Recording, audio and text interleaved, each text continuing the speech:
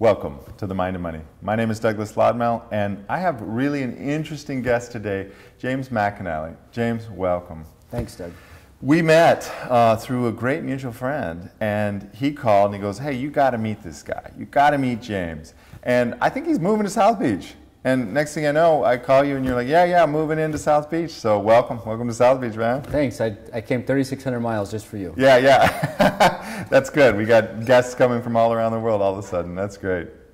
So, but James, where we cross, where our worlds, our paths cross, is that we work with dentists.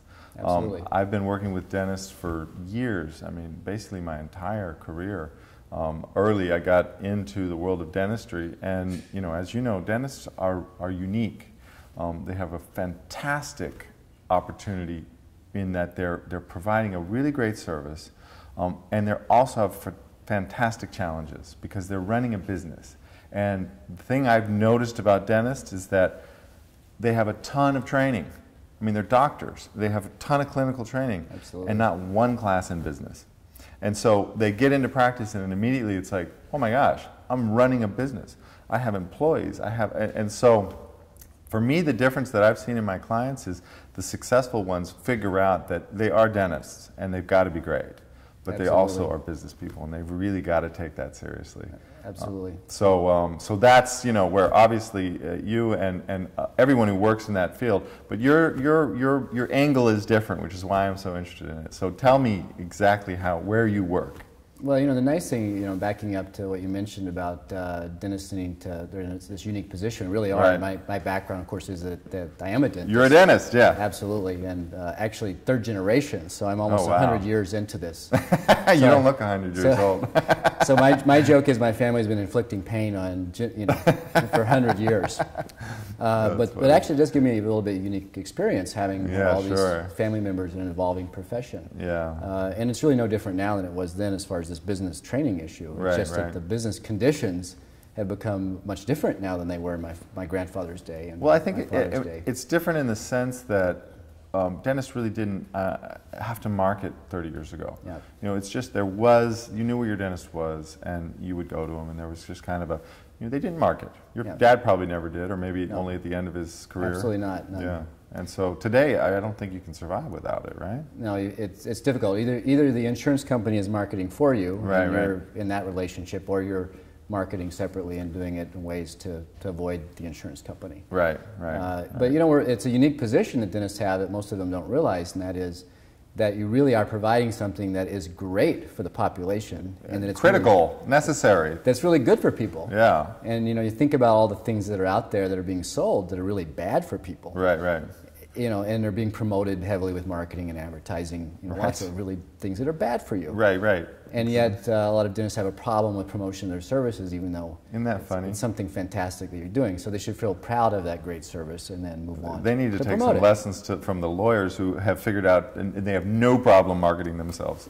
Absolutely. And there's a whole story of, if you go back in time to where lawyers started advertising with what was happening in marketing, and why a lot of the marketing that dentists and lawyers and physicians do buy into doesn't work, but that's another conversation. Exactly. But this background of mine in dentistry put me in a sort of a strange situation midway through my clinical career, in that I had a lot of training to do some pretty sophisticated things in my practice, but I really didn't have patients coming to see me for those sophisticated things. Right. And so that put me on a journey of finding how do you find those patients, how do you promote the services to them, and last but not least, how do you sell, or in dental terms, get case acceptance for those kinds of things. And of course, all of that has a big financial impact on your practice. Right. Well, and I really appreciate that you're coming at it from the angle of having basically discovered this is your problem as a dentist. Yes. And how do I solve the problem? So how did you solve it? I mean, that's interesting. Well, about 10 or 11 years ago, I was really at a point in my clinical career that I had this training. I'd been pursuing a lot of extra training. So in case, the dentists watching this all know this pattern, but anyone else watching might not know, and that is you get out of dental school and you sort of either do what you're trained to do as sort of a basic dentist or a basic specialist, or you go on to take continuing education, coursework, lots of things like that, which you're very good at doing because you're a professional student, right? Right, yeah. You've been trained your whole life to just keep learning. Absolutely, and then you sort of have this toolbox of procedures, I'll say, Right. that either gets utilized or it doesn't. And so a lot of dentists wind up in that same situation. And essentially, I suddenly woke up one day and said, well, I've got all this training. Why don't I have patients that really want these things that I'm capable of doing? And of course, the answer to that was I had to start thinking differently about the business side of the practice. Right. And that, of course, put me on a course of studying a lot of giants. I don't pretend to have invented a lot of things myself, because the truth of the matter is we all rest on the shoulders of giants. Yeah. And those giants provided lots of direction where I should look for things such as how do we sell to patients, how do we market to them correctly, all of those things. And of course, ultimately that put me where I am now, which is giving that same set of skills and information and tools back to the entire profession. Well, actually not to the entire profession, but a very specialized segment of the profession. Talk about that, because I mean, what you're saying is you went from your clinical practice, you figured it out, you solved that problem for yourself, and then you actually said, wow, I can help a certain profile of dentists solve this as well. And so you've actually done that. You're actually no longer in clinical practice, correct? Actually, yes. I'm retired as a clinician, and my full-time passion is giving other dentists now these tools that worked in my practice. And of course, I'm now working in hundreds of practices, which is, you know, I guess the interesting kind of thing from that is I no longer help just a few patients in my practice, but I'm helping patients literally all over the world at this point. Yeah, yeah. Okay, so what's the profile? I mean, what type of dentist should be listening to this and going, oh, that's me? Well, typically the type of dentist that's going to show up and really be interested in this message, and particularly this business aspect of the practice, is someone who has a lot of training. They've been pursuing that path, which happens to a fair number of the profession. So they know who you're talking to right now. But tell me, what do you mean by training? You mean they know how to do implants? They know how to do cosmetic? They can sedate people that are fearful. They can do a cosmetic makeover. They can replace an entire mouth full of missing teeth, which of course is the ultimate. Yeah. They may be able. They can manage someone and get them back to health with uncomfortable joint that they're chewing on. Okay. Those kind of what I call debilitating dental problems, right? Which there are millions of people that have that, right? And aren't getting help right now, right? That don't know who to seek out, and you and I don't know many of these people in our daily walks unless you're that dentist marketing to them. Yeah. And a lot of dentists don't even know those people exist because they're not the people in their practices. Right, right. It's funny that you can be a dentist and be seeing patients and be missing an entire world of people who need your help. And also, if I'm getting this right, that's the big cases too. It is, and those patients, and again, not every patient can afford this kind of treatment. It's just the nature of our society. That's not how we're structured economically. Right. But there are plenty of patients in this population who can. Right. And many of them just don't know who to talk to. And that's, of course, where we come in with our specialized help for these types of dentists. Okay. So that's one group. There's another group of dentists that may particularly be unhappy with where they are in their practice. Say they've been this kind of basic dentist for many, many years, and they're very unhappy with that, but they don't know there are other options out there. Right. Now, of course, to be ready to do that kind of treatment, they're going to have to take some courses. Okay.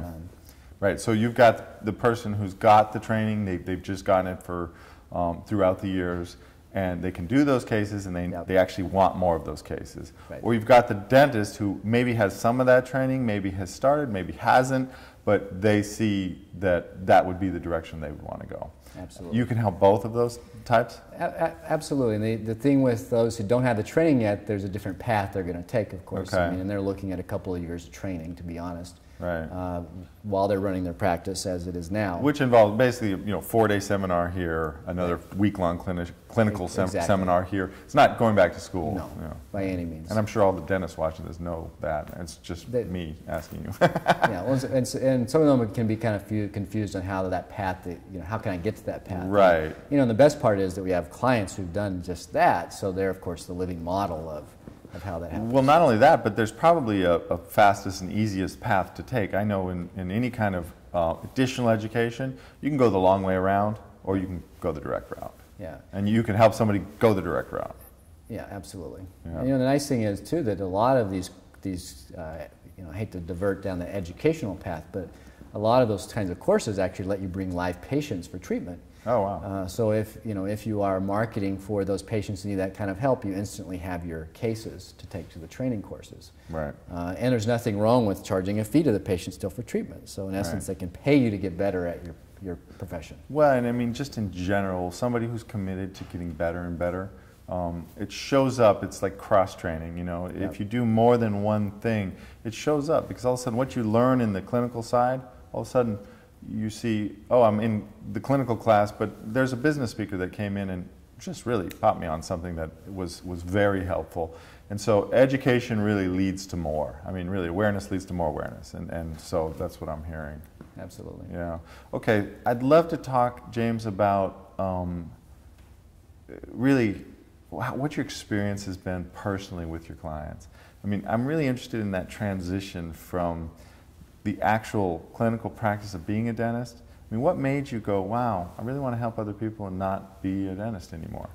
Well, you know what, the light bulb that really went off was at the point where you know, I was interacting with a few colleagues at a meeting, and you know, basically all of us there had attended the same courses. Okay. And essentially, you know, at the point where I was starting to do these things in my own practice and having more cases, you know, I kind of looked over and, you know, a number of them were saying, gosh, it'd be nice if I could find out ways to do more cases. Yeah. And essentially the little light bulb went off of, well, maybe there are ways that I can put this together so that someone else could benefit from the same thing. Right. You know, and sort of did just that, kind of built out what I thought would be the tools that someone else could benefit from. Right. And then, you know, placed a couple of ads to the profession to see if there were any takers, so to speak. Right, well, yeah, if there was an appetite for it. Right, see if there was someone that was hungry for what I had. And essentially that's what sort of started that chain of events. And, you know, that was about 6 years ago. Wow. So, you know, suddenly 6 years later, it's a whole different kind of big beast where you have lots of people showing up that are interested in this exact thing. Yeah. And still, of course, it's still not, you know, it's still not the majority of the profession by any means. It never will be. Right. Because not every dentist needs to be doing this exact thing. Right, right. Do you lose your chops after 6 years? This is off topic, but I'm really curious. I mean, as a dentist, if you had to go into somebody's mouth right now, would you have it, or is it something that you kind of lose your chops on, like an instrument?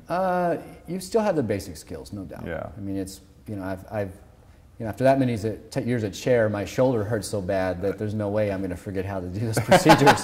And the real difference, though, is that the technology is always evolving. Right. And there are definitely things now that I'm past, well, I could always pick it up and learn it again, but there are technology issues of things that I'm not up on anymore. Right, exactly. But the beauty of that is that our clients who march through the programs, they they of course keep my knowledge base about the clinical side of it up to par, so to speak. Right, right, cool. What's been the interesting thing that you've seen with your clients who've made the transition? Well, you know, everyone comes with their own wishes of what they want if they're wanting to add these kind of cases into their practice. Yeah. I mean, you have some people, it's their dream to basically, that's all they do is really... big sedation cases and right. full mouth reconstruction. And, yeah, you know. and when you think about that, what they're really doing is giving these people back their lives. Yeah, yeah, it's huge. And you know, there aren't a lot of things that you can do in dentistry that's really a life changer. You know, you can sit around all day fixing single teeth, and that's not a whole lot of life. It's life-changing from little... If there's a lot of pain, it's life-changing. Exactly. But from the standpoint of giving someone back their daily life, most of that's not happening in a regular practice. Yeah. So that's, some people are pursuing that dream. Right. Others actually look at the economics of it and say, okay, I don't like the speed of how fast I'm running on the treadmill, the insurance treadmill, those kinds of things. And they say, well, I can either make the same amount of money or even more doing something that's a higher good, so I want to transition to that. Right. Or I want to include a component of that in my practice so I have more professional satisfaction. Right. So you have all of those kinds of things. Then you have some people who really see the writing on the wall, so to speak, with at least the short-term economics, you know, happening in the middle class, which you're probably very well aware of, and that is a lot of businesses and services that are built on the average middle-class citizen. Those things have got problems because we have economic problems in the middle class. Especially in the Western industrialized world. Well, you're about to enter into another conversation that I love, and I would love to have. But let's wrap that back around to what you see happening specifically with dentists and insurance. I mean, I've watched the physicians just get killed. I had an interview with Howard Rosen, who's also an asset protection attorney, on this show last week, and I said, tell me about who your client base is, and he said, well, it used to be physicians, but I don't see too many of them anymore. Yep. We both laughed because it's just, they don't have any money. They're getting killed. Insurance has creamed them, and dentists avoided it for basically a long time. I think it's changing, yeah? Well, what's happened is the reimbursement model, so to speak, of government schemes, insurance schemes, and I say schemes in the sense of more of a European kind of thing, right? That's just a system for getting money back for the service. Program plan scheme. Exactly. And essentially the dentists sort of escaped this because of the fact that they weren't working for hospitals. Right. They were still working for themselves. Right.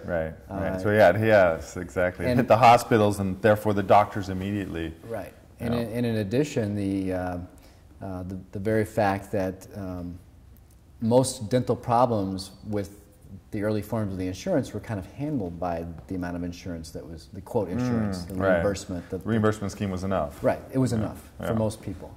And then when you look at that, the devil called inflation. From the early 70s to this point, I mean, I don't even like looking at what that has done. I mean, again, another topic, another time. Yeah.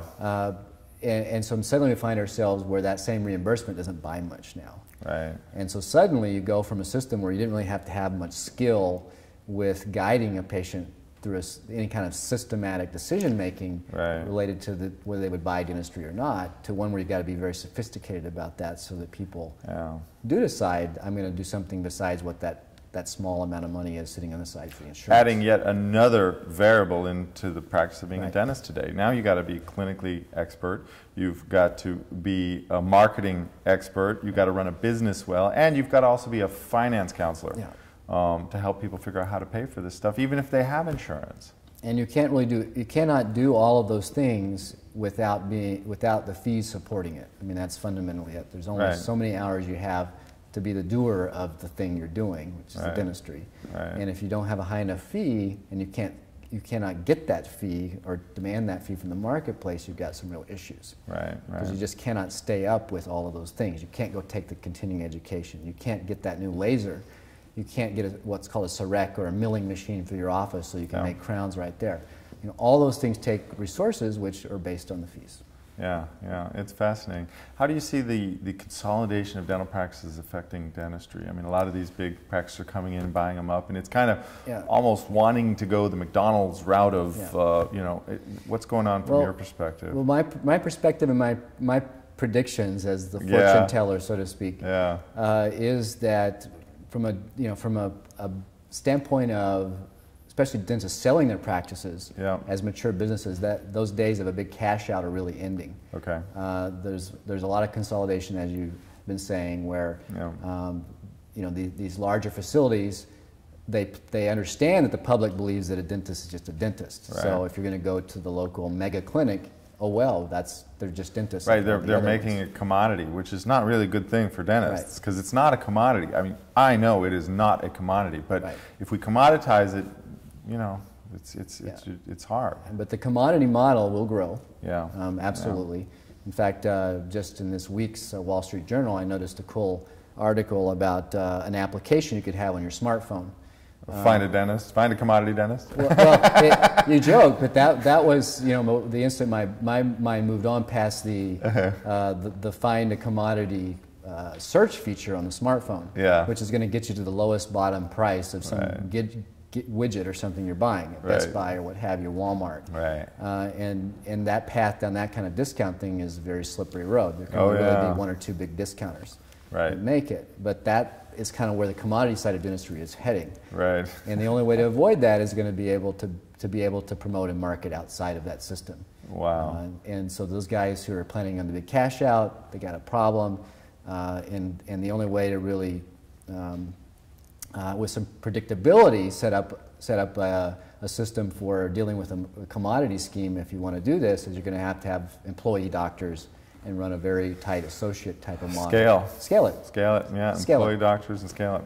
So those are your choices. You're either going to have to be more specialized, selling at fees that support the whole structure of all this technology and skill you're dragging behind you, or you're going to have to scale it.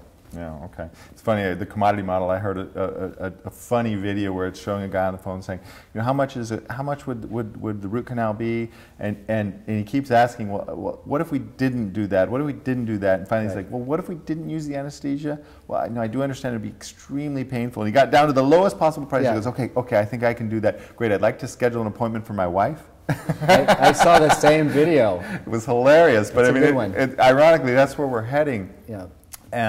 For me, the capacity to differentiate yourself based on truly that you're not a commodity, even in a commodity industry, even if dentistry does really go more and more that direction, is really the key.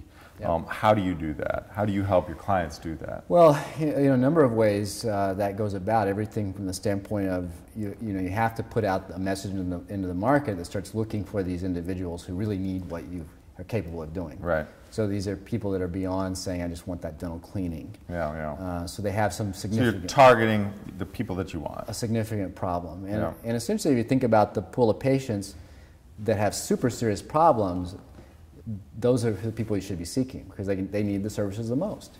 Yeah. And a subset of those too, because not everybody with serious problems can pay for it. So exactly. So you help them identify the patient and the subset of those patients that can actually afford the services, or find a way in which the people can pay for it. In fact, in a given year, if any given dentist in our programs puts a message out and they get 100 people responding, we know that less than 10 will go on to treatment, serious treatment that year.